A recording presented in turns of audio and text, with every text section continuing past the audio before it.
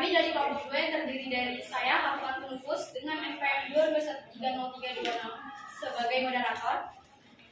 Memperkenalkan diri, nama saya Estedelita dengan NPM 2130308 sebagai presentator. Saya Rita Cecilia Francisca dengan NPM 221303201 sebagai presentator.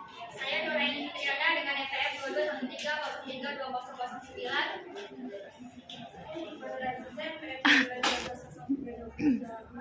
Saya Metosari dengan NPM 2213032017. Saya Muhammad Fitri NPM 22130320. Hari ini kami akan mempresentasikan makalah kami yang berjudul Bangsa dan Negara. Untuk materi pertama bisa dijelaskan oleh materi pertama. Pengertian bangsa. Bangsa adalah sekelompok orang yang memiliki adat istiadat, asal-usul, bahasa, dan sejarah yang sama serta berkepemimpinan sendiri. Bangsa sendiri ialah sebuah kelompok yang terdiri dari sebuah kelompok orang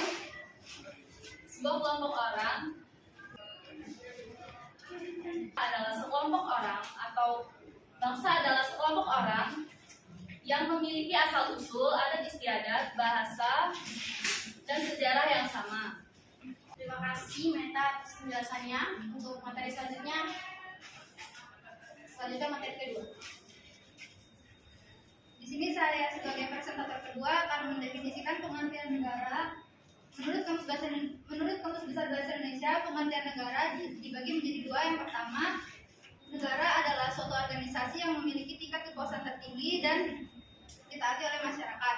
Yang kedua, negara adalah suatu kelompok sosial di bawah organisasi, lembaga, partai politik, dan juga pemerintahan yang berdaulat. Terima kasih penjelasannya, Esti. Untuk materi selanjutnya akan dibacakan oleh kita sendiri. Selanjutnya adalah unsur-unsur terbentuknya negara. Jadi unsur-unsur terbentuknya negara itu terbagi menjadi 4. Yang pertama, wilayah. Yang kedua, rakyat. Yang ketiga, pemerintah yang berdaulat. Dan yang keempat adalah pengakuan dari negara lain. Untuk wilayah itu terbagi menjadi 2. Yang pertama, wilayah daratan dan lautan. Rakyat adalah kumpulan manusia yang hidup bersama dalam suatu masyarakat penghuni suatu negara. Meskipun mereka ini mungkin berasal dari keturunan dan memiliki kepercayaan yang berbeda. Yang ketiga adalah pemerintahan yang berdaulat. Dalam arti luas, pemerintah adalah gabungan dari semua badan kenegaraan, yaitu eksekutif, legislatif, dan yudikatif yang berkuasa pemerintah di wilayah suatu negara. Dan yang keempat adalah pengakuan dari negara lain. Pengakuan oleh negara lain didasarkan pada hukum internasional. Pengakuan itu bersifat deklaratif atau evidenter, bukan konstitusi. Terima kasih penjelasannya. Kita untuk materi selanjutnya akan dibacakan oleh Fitri. Baik, selanjutnya yaitu bentuk negara Indonesia. Negara Indonesia merupakan bentuk negara kesatuan. Negara kesatuan yaitu bentuk negara yang sederhana tetapi menghasilkan negara yang berdaulat baik dalam atau luar. Terdapat beberapa ciri-ciri negara kesatuan yaitu terdapat pemerintah pusat yang memiliki kedaulatan baik ke dalam atau keluar. Yang kedua yaitu terdapat suatu undang-undang dasar yang berlaku di seluruh wilayah negara. Dan yang ketiga yaitu terdapat satu kepala daerah kepemerintahan. Dan yang terakhir yaitu terdapat suatu badan rakyat pemerintah. Terima kasih penjelasannya Fitri. Untuk materi selanjutnya akan dijelaskan oleh Iman. Baik, selanjutnya proses terbentuknya negara. Asal mula terbentuknya suatu negara dapat dibedakan menjadi 3 proses. Yang pertama secara primer, yang kedua secara sekunder, dan ketiga secara teoritis.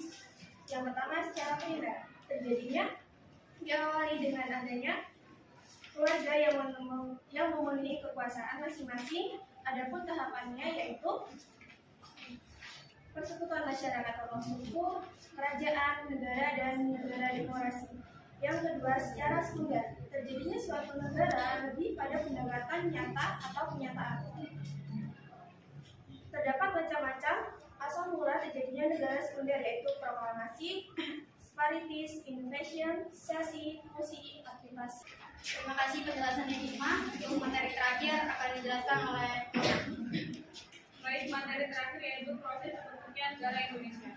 Proses terbentuknya bangsa dan negara Indonesia melalui suatu proses yang begitu panjang. Sejak masa sebelum bangsa asing menjajah Indonesia seperti masa kejayaan Kerajaan Kutai, Sriwijaya, Majapahit, dan kerajaan-kerajaan lainnya.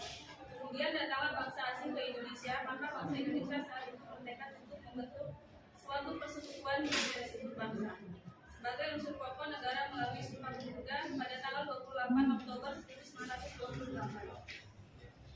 Prinsip-prinsip negara Indonesia dapat dikaji melalui makna yang terkandung dalam pembukaan Undang-Undang Dasar 1945. Kita dapat mempelajari serta menelaah dokumen kenegaraan Indonesia. Di antaranya adalah pembukaan Undang-Undang Dasar 1945, terutama pada alinea 1 sampai 3. Yang dapat dijelaskan sebagai berikut. Alinea 1 menjelaskan tentang tata belakang terbentuknya negara dan bangsa Indonesia. Alinea 3 menjelaskan tentang kedudukan kodrat manusia Indonesia sebagai bangsa yang religius. Baik, sekian penjelasan dari kami. Jika ada yang ditanyakan, kami persilakan. Dari materi yang sudah dijelaskan tadi mengenai bangsa dan negara, saya ingin bertanya, apa sih bedanya antara bangsa dan negara? Sekian, terima kasih. Baik, sebelumnya izin memperkenalkan diri, saya Aisyah Suciningrum, NPM 2213-32024. Seperti yang sudah dijelaskan oleh rekan Nur tadi, bahwasannya kedaulatan berada di tangan rakyat, itu kan tinggi. Terus sambutannya dengan yang sudah dijelaskan tadi itu, mengapa bisa hakikat negara itu bersifat memaksa dalam materi ini. Terima kasih. Baik, sebelumnya izin memperkenalkan diri, saya Feni Sundari dengan NPM 2213-32032. Izin bertanya, menjelaskan maksud dari konsep dasar wilayah kelautan. Terima kasih. Kami sedikit waktu untuk menjawabnya.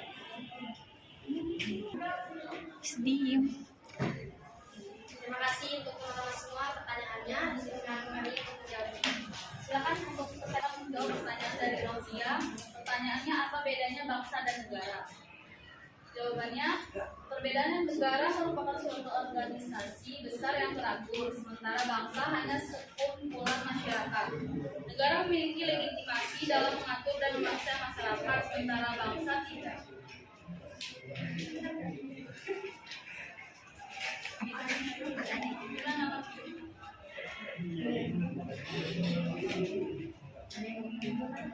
Apakah ada yang mau menambahkan? Ya.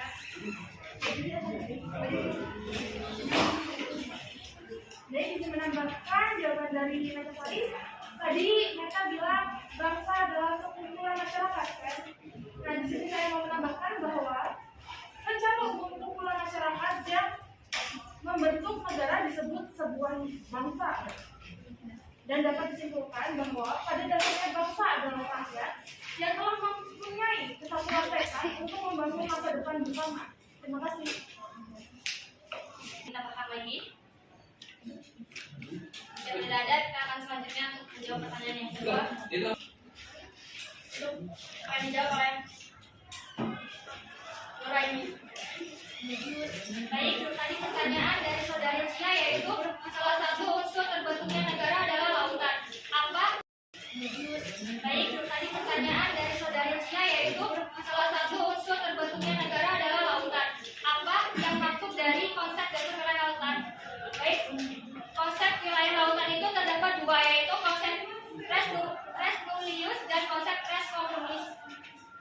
Konsep res nullius yaitu konsepsi yang menyatakan bahwa laut dapat diambil dan dimiliki oleh setiap negara. Dan konsep res komunis yaitu konsepsi yang beranggapan bahwa laut adalah milik masyarakat dunia, tidak dapat diambil atau dimiliki oleh setiap negara. Cukup? Ada tanggapan lagi nggak? Apakah dari kalian ada yang ingin menambahkan atau menyanggah jawaban dari presentator kami? Silakan. Yang ingin ditambahkan atau disanggah, untuk selanjutnya kami akan menjawab pertanyaan terakhir dari saudara Aisyah yang menjawab oleh Baik, di sini saya akan menjawab pertanyaan dari saudari Aisyah yang mengapa hakikat negara bersifat memaksa. Ini karena setiap negara memiliki kekuatan fisik secara legal yang berada berarti semua peraturan perundang-undangan yang berlaku harus ditaati sehingga kemakmuran dan ketertiban negara tercapai. Apakah saudari Aisyah sudah jelas? Memberikan contoh undang-undang yang memaksa itu dalam hakikat negara itu yang seperti apa? Atau contoh bisa dibacakan? Baik, baik, saya akan menjawab pertanyaan dari saudari Aisyah. Pertanyaannya, contoh undang-undang yang bersifat memaksa ya. Contohnya yaitu terdapat pasal 22 UUD 1945 yang terdiri atas 3 ayat. Ayat pertama yaitu dalam hal kegentingan yang memaksa, Presiden berhak menetapkan peraturan pemerintah sebagai pengganti undang-undang. Ayat kedua yaitu peraturan pemerintah harus mendapat persetujuan DPR, dan ayat ketiga yaitu jika tidak mendapat persetujuan DPR maka peraturan pemerintah itu harus dicabut. Jadi menurut kalian apakah dari pasal 22 yang disampaikan tadi sudah terlaksana di negara kita? Yes. Pusing nih Pak. Yang sudah itu seperti apa dan yang belum itu yang seperti apa? Baik, tadi pertanyaan dari saudari Cia yaitu salah satu unsur terbentuknya negara adalah lautan. Apa yang maksud dari konsep dasar wilayah lautan? Baik, konsep wilayah lautan itu terdapat 2 yaitu konsep res nullius dan konsep res communis. Konsep res nullius yaitu konsepsi yang menyatakan bahwa laut dapat diambil dan dimiliki oleh setiap negara. Dan konsep res komunis yaitu konsepsi yang beranggapan bahwa laut adalah milik masyarakat dunia, tidak dapat diambil atau dimiliki oleh setiap negara. Cukup? Ada tanggapan lagi nggak? Apakah dari kalian ada yang ingin menambahkan atau menyanggah jawaban dari presentator kami? Silakan. Yang ingin ditambahkan atau disanggah, untuk selanjutnya kami akan menjawab pertanyaan terakhir dari saudara Aisyah yang menjawab oleh dosen. Baik, di sini saya akan menjawab pertanyaan dari saudari Aisyah yang mengapa hakikat negara bersifat memaksa. Ini karena setiap negara memiliki kekuatan fisik secara legal yang berarti semua peraturan perundang-undangan yang berlaku harus ditaati sehingga kemakmuran dan ketertiban negara tercapai. Apakah saudari Aisyah sudah jelas? Memberikan contoh undang-undang yang memaksa itu dalam hakikat negara itu yang seperti apa? Atau contoh bisa dibacakan? Baik, baik, saya akan menjawab pertanyaan dari saudari Aisyah. Pertanyaannya, contoh undang-undang yang bersifat memaksa ya. Contohnya yaitu terdapat pasal 22 UUD 1945 yang terdiri atas 3 ayat. Ayat pertama yaitu dalam hal kegentingan yang memaksa, Presiden berhak menetapkan peraturan pemerintah sebagai pengganti undang-undang. Ayat kedua yaitu peraturan pemerintah harus mendapat persetujuan DPR, dan ayat ketiga yaitu jika tidak mendapat persetujuan DPR maka peraturan pemerintah itu harus dicabut. Jadi menurut kalian apakah dari pasal 22 yang disampaikan tadi sudah terlaksana di negara kita? Yes. Pusing nih Pak. Yang sudah itu seperti apa dan yang belum itu yang seperti apa? Yes.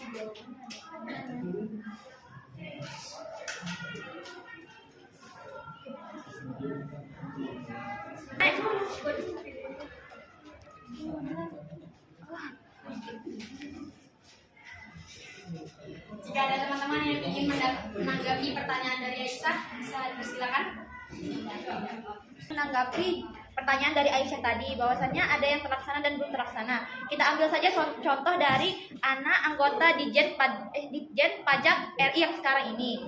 Bahwasannya dia sendiri ada mobil Rubicon yang dia nggak bayar pajaknya. Sedangkan kita rakyat biasa disuruh untuk bayar pajak. Padahal bapaknya sendiri adalah petinggi Ditjen Pajak RI.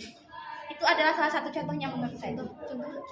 Ya kan anaknya nggak bayar pajak, sedangkan bapaknya itu petinggi pajak. Nah, sedangkan kita rakyat kecil harus membayar pajak. Pertanyaannya itu dari pasal itu yang sudah terlaksana apa dan yang belum terlaksana apa? Ya itu yang terlaksana kan kita sebagai Dan itu warga dari negara. pasal berapa? Pasal yang disebut tadi 22 ayat. Ayat berapa? 22 ayat 22 apa tadi? 22 ayat 1. Ayat 1 dan 2 dan 3. Ada 3. Di antara Iya, tapi kan pasal 22 ayat 1, 2, 3 itu dalam hal ihwal kepentingan yang memaksa, Presiden berhak menetapkan peraturan pemerintahan sebagai pengganti undang-undang. Yang kedua yaitu peraturan pemerintah itu harus mendapat persetujuan Dewan Perwakilan Rakyat. Yang ketiga, jika tidak mendapat persetujuan. Nah, pasal 1, 2, 3 ini menurut saya kurang cocok untuk disampaikan dari masalah yang aku jelaskan tadi. Terus tadi rekan Nur Hayati kan pasal 1, 2, 3 ini sudah terlaksana apa belum? Beliau itu menjawab ada yang sudah, ada yang belum. Nah, dari pasal 1, 2, 3 ini yang sudah terlaksana itu yang mana dan yang belum yang mana? Terima kasih. Izin menambahkan lagi, dari yang sudah saya jelaskan tadi, ternyata itu masuk ke dalam pasal 23A yang berbunyi pajak dan pungutan lain bersifat memaksa dan keperluan negara diatur oleh undang-undang. Jadi bukan yang dijelaskan Nuraini tadi. Dia masuknya ke pasal 23A. Sekian, terima kasih. Jadi saya izin menambahkan pertanyaan dari Aisyah. Jadi yang belum terlaksana itu pasal 22 ayat 1 dan yang sudah terlaksana itu pasal 22 ayat 2 dan 3. Contohnya adalah Omnibus Law. Terima kasih. Menambahkan dari Dan keperluan negara diatur oleh undang-undang. Jadi bukan yang dijelaskan Nuraini tadi. Dia masuknya ke pasal 23A. Sekian, terima kasih. Jadi saya izin menambahkan pertanyaan dari Aisyah. Jadi yang belum terlaksana itu pasal 22 ayat 1 dan yang sudah terlaksana itu pasal 22 ayat 2 dan 3. Contohnya adalah Omnibus Law. Terima kasih. menambahkan dari saudari Rifka, menurut saya pasal 1 itu sudah terlaksana. Soalnya peraturan pemerintah sebagai pengganti undang-undang itu menurut saya sudah terlaksana sih. Ya.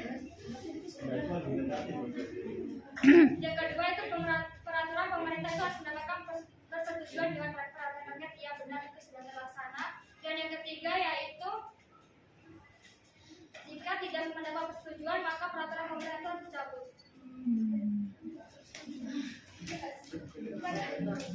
Belum sih. Itu kalau menurut saya itu belum pasal 3. Udah. Bagaimana saudari Aisyah? Jadi bisa disimpulkan tadi kalau dari sudut pandang yang berbeda bahwasanya jawabannya juga berbeda. Kalau dari saudara Rinka yang belum terlaksana itu pasal 1, kalau dari saudara pemateri itu yang belum terlaksana pasal 3. Jawabannya subjektif. Udah. Terima kasih. Sekian pembahasan dari kami. Dapat disimpulkan bahwa